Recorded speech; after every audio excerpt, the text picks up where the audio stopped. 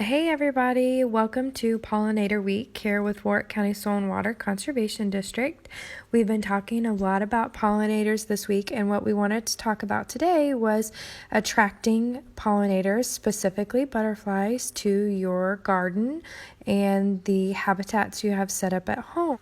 So what we're going to talk about today is how to take that pollinator habitat from motel to five-star hotel.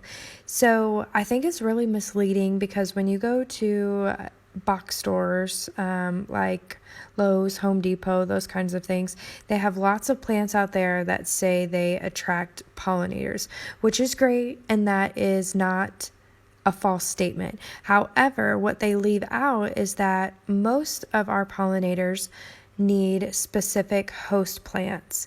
So that's what we're really going to focus on today. We're going to talk about those host plants and the role they play in attracting pollinators to your garden. Now, to start out, I just want to share with you guys a few very basic requirements for having a successful pollinator garden. The first of which is sun. The butterflies really like the sun, the warmth, the brightness. You're also going to need water, and I don't mean like a lake. I mean small puddles, little stones with water in the middle.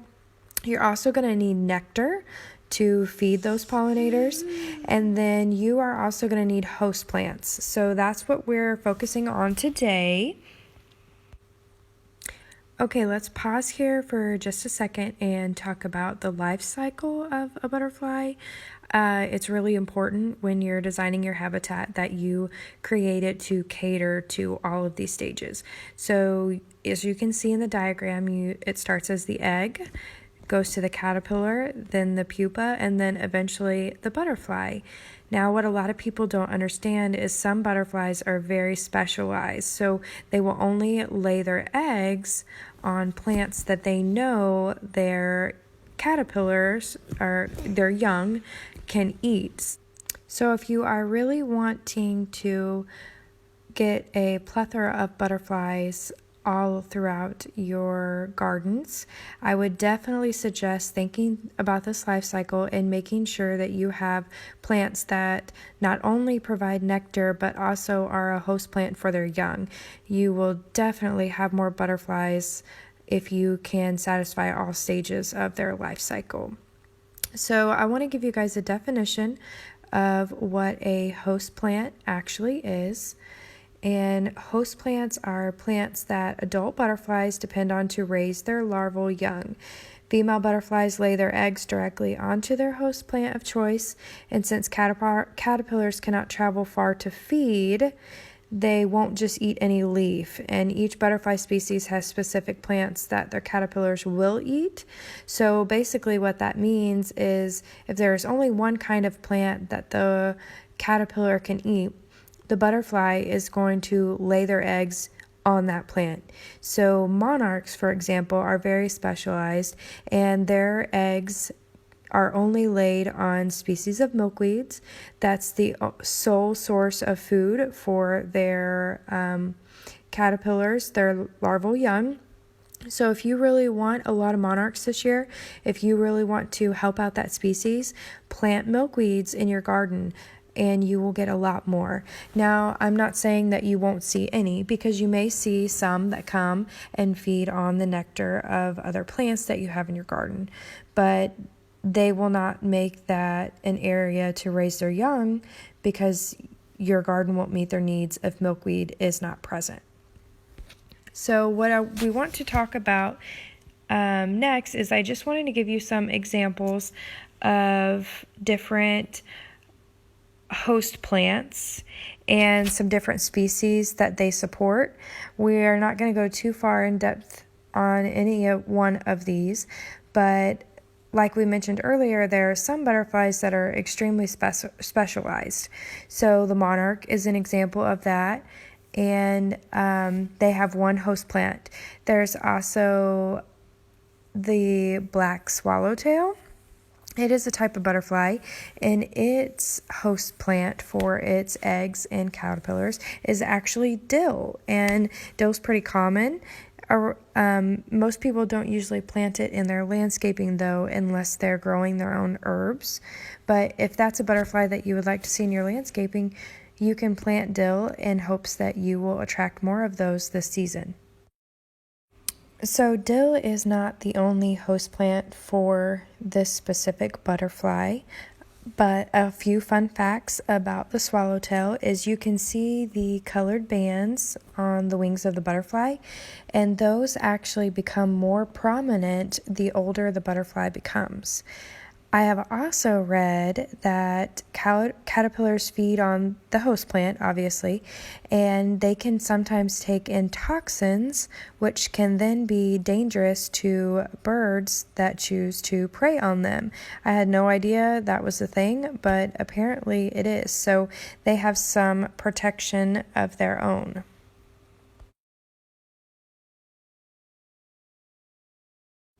So we have already talked a little bit about the monarch and how they are a very specialized species, and its sole supporter as far as host plants are actually milkweed species. Now there's several different kinds of milkweed. The one we have most commonly around here is either the common milkweed or swamp milkweed. The really neat thing about milkweeds is they double as a host plant and a nectar source for monarchs.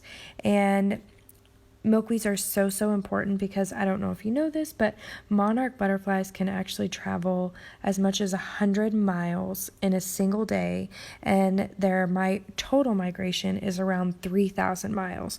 So it depends heavily on that host plant and the caterpillar to consume as many calories as possible so that it can use it for fuel on its long journey. Another fun fact, they smell with their antennas. Who knew that? I never in a million years would have thought that. So our next host plant that we're going to talk about is pawpaw. Now, I am always amazed at the amount of people that have never heard of it or have no idea that it's native to Indiana, let alone that it has a fruit that kind of looks like a large mango. It's a medium to large size shrub, I would say. It's pretty commonly found in the understory of our Indiana forest here.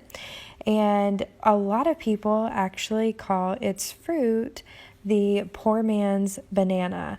So it is an edible fruit. It's pretty large, and it's surprisingly high in vitamin C, magnesium, iron, copper, and several other things, including potassium. But a lot of people have never even tried it. So this plant is actually a host plant for the zebra swallowtail. It's a beautiful butterfly. I think it's pretty clear where it gets its name. And those stripes are just absolutely gorgeous, and it has such a unique shape too, with those long tails, if you will, at the bottom of its wings. It makes it pretty easy to identify. Now, this butterfly is another one of those butterflies that have very specific host plants. So it only lays eggs on the pawpaw and dwarf pawpaw plants.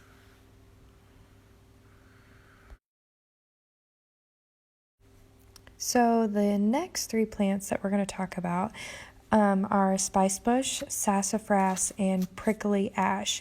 They all support the spicebush swallowtail. Now, I'm not an expert, but if I had to guess, this butterfly must like fragrant plants. All three of these plants have very unique smells. So spicebush is one of my very favorite native shrubs. If you crunch the leaves, it has a very lemony, almost kind of pine saw-y smell to it. You can also take the berries and dry them out, and when you grind them up, they almost make like a natural or native Indiana cinnamon. They're really good. Then sassafras, of course, some people say that it smells almost like Fruit Loops. And prickly ash is a very similar smell as well. It's kind of lemony, and they're just all three very fragrant plants. And all three of these support that swallowtail, the spicebush swallowtail. So we talked a lot about butterflies that are have specialized host plants, but this is one of the first butterflies we've talked about today that can survive on multiple host plant species. So the next three species we're going to talk about as far as host plants go are elm, sugarberry, and false nettle. These all support the question mark moth. Most people have a hard time telling the difference between a moth and a butterfly. This particular moth gets its name from the hooked shape at the top of its wing. It closely resembles the top of a question mark, so that's where its name came from. Now, the elm and the sugarberry are both trees. They are native to Indiana, and the sugarberries actually have berries that are edible. They're a relatively short-lived tree, but their fruit most resembles that of a date. But the stone inside is very large, and they're not super fleshy, but the birds really love the fruit on this tree. The third one is the false nettle, and it gets its name. There is a stinging nettle in Indiana, and it will actually, it almost has barbs on it, and when those get into your skin, there is a toxin that creates a burning sensation. So this nettle closely resembles the stinging nettle, but does not have the toxin that causes the stinging effect. So that is why it is called the false nettle.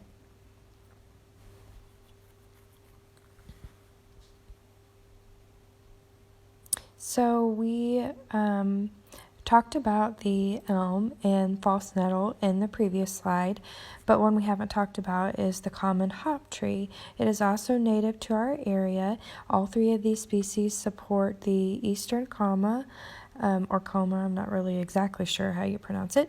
However, the hop tree is actually a host plant for several species of butterflies and moths.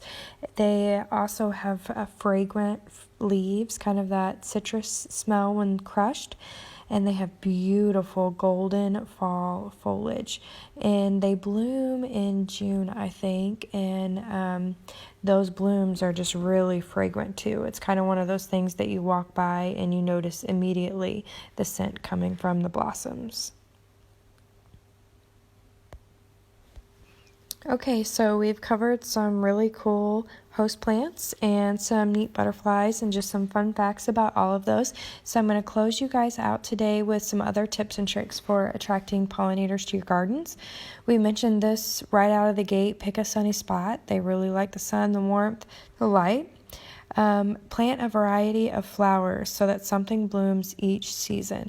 The idea is to have a food source in your garden from early spring bloom to late fall. So the more variety that you can plant to attain that, that just means you're going to have a food source for butterflies the whole bloom season. Also, a lot of people don't think about this, but don't use pesticides. Pesticides don't kill just the bad bugs that you want to get rid of. Unfortunately, pesticides tend to kill a lot of our pollinators, a lot of our beneficial insects. So it's really important to not use those, especially if you're trying to attract pollinators. The other thing people don't think about is place bird feeders away from your butterfly garden. So birds are one of butterflies and moths' biggest predators. So by putting a feeder right next to your butterfly garden, you're really just giving them an all-you-can-eat buffet, especially when it comes to their caterpillars and the butterflies themselves. Then we talked about the water in the beginning as well. I've seen a lot of cool things that people have done, from clay saucers to landscaping rocks that have little depressions in them to hold water. So just find some way to give them a water source that's not deep and that's easy for them to access. And then lastly, we've talked a lot about this today, is plant the host plants.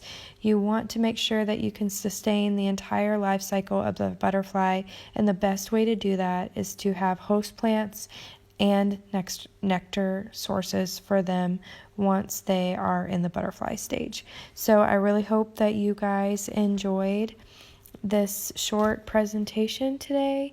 We didn't go into a lot of depth, but if you want more information, we have a really great cheat sheet in our office. We're happy to email or mail that to you. It has a list of butterflies that are pretty common around here and the host plants that they need to survive. And we are happy to share that with you. We are happy to give you ideas on how to upgrade your butterfly garden.